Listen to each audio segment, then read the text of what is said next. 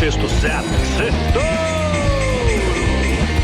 Oferecimento Exped, o melhor da XP Inc. para tirar o melhor de você.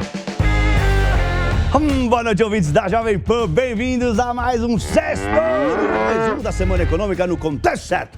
E as marés continuaram nervosas essa semana e o nosso barco se deparou com algumas surpresas. A economia encolheu no segundo trimestre. Agora a gente tem uma conta nova de luz, mais cara que a bandeira vermelha 2. Teve a surpresa da aprovação da reforma do imposto de renda pela Câmara, mas também teve surpresa positiva, né? Como o desemprego no Brasil e nos Estados Unidos. O mercado por aqui segue surfando suas próprias ondas. E a política tá fazendo mais preço do que a economia ou a situação das empresas. Os recordes, os touros de ouro no exterior não têm refletido na Bolsa Brasileira. Boa parte da culpa é de Brasília. O Ibovespa caiu em agosto e começou mal setembro, mas o real se animou um pouco. A Bolsa captou 7,3 bilhões de reais em investimento estrangeiro em agosto. E agora já são 47 bilhões que entraram na nossa querida B3 esse ano. E o investidor local deu uma desanimada. Dá uma olhada nessa imagem da Bloomberg aqui da Bolsa de Valores essa semana, que está terminando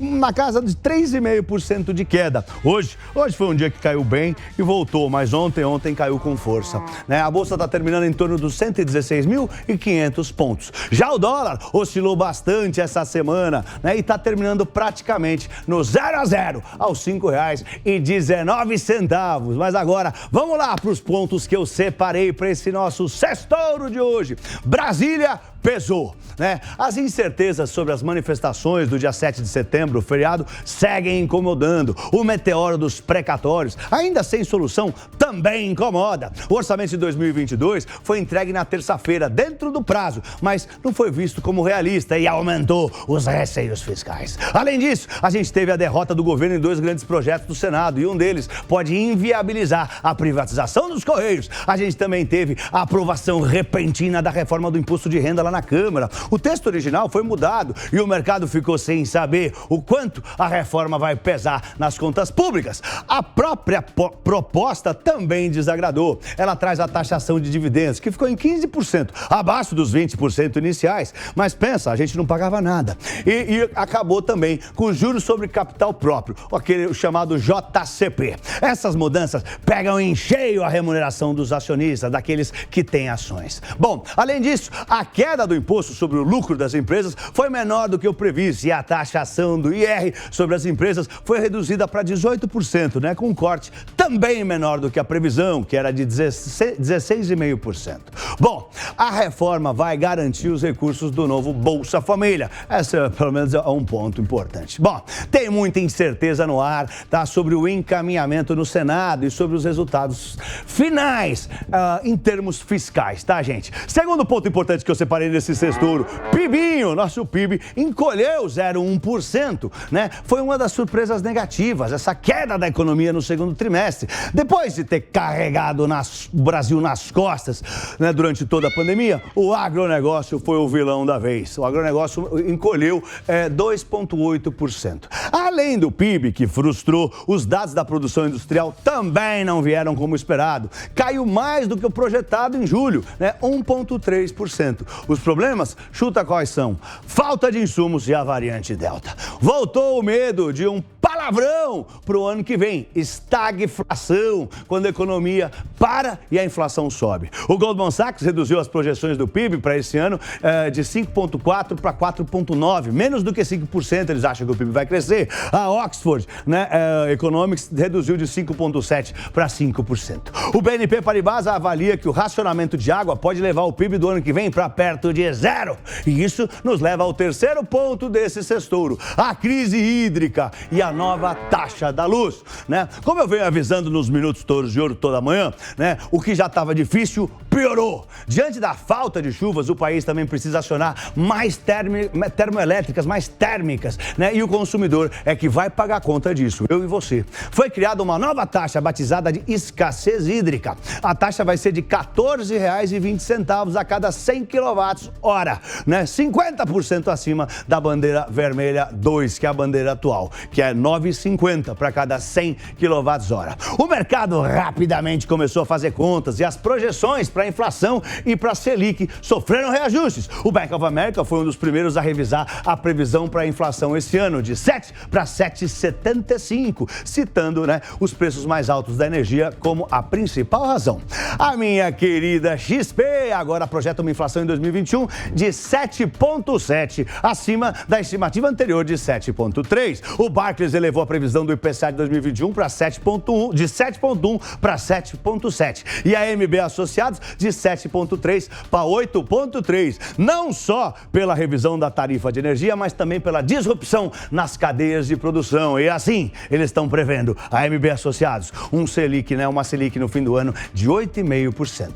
As apostas para a reunião que vem da nossa Selic estão divididas entre 1% e 1,25%, mas já estiveram mais altas, já estiveram em 1,25%. Quarto ponto do sexturo, o emprego e o desemprego. Essa semana trouxe dados do emprego e do desemprego, tanto aqui quanto nos Estados Unidos. Por lá, o payroll frustrou o mercado hoje. Saiu hoje de manhã, veio bem abaixo do que a gente estava achando, né? Mas a gente está vivendo na era da pandemia, onde as notícias ruins podem ser consideradas boas em termos de investimento.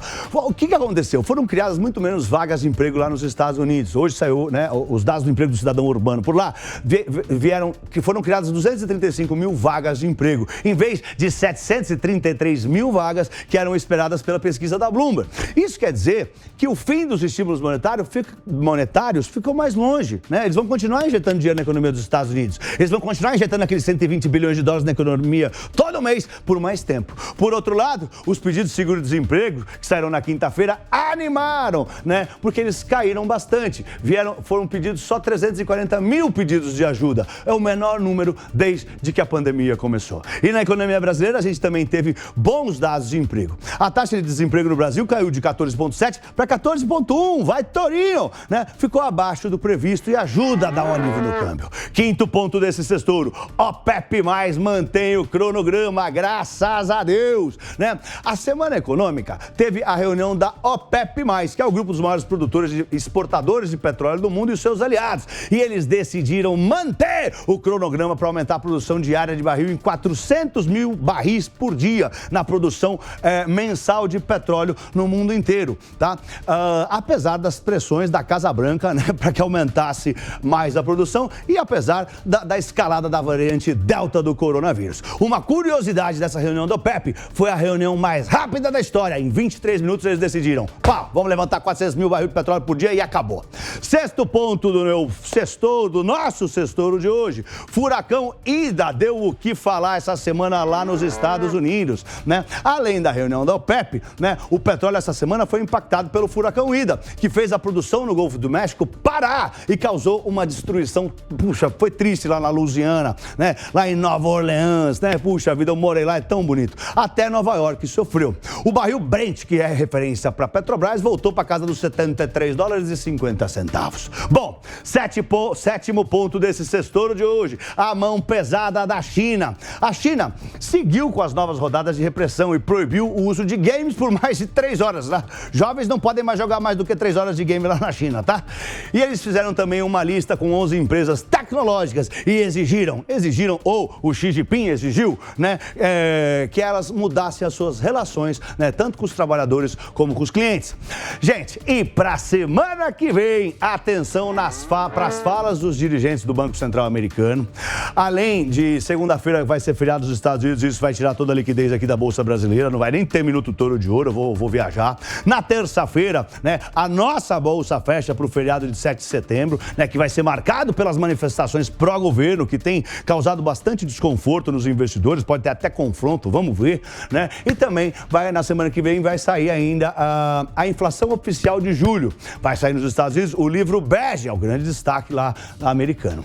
E atenção para a nova carteira do Ibovespa, que entra em vigor na segunda-feira. São 7 novas ações que vão entrar para o índice, que vai passar a ter 91 papéis na sua composição. Gente, é isso aí. Eu espero que vocês tenham tido uma semana próspera. E agora curtam um lindo fim de semana ou um lindo feriado em família.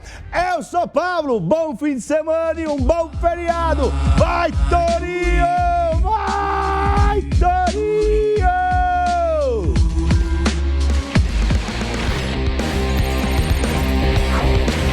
Economia no contexto certo. Sextou!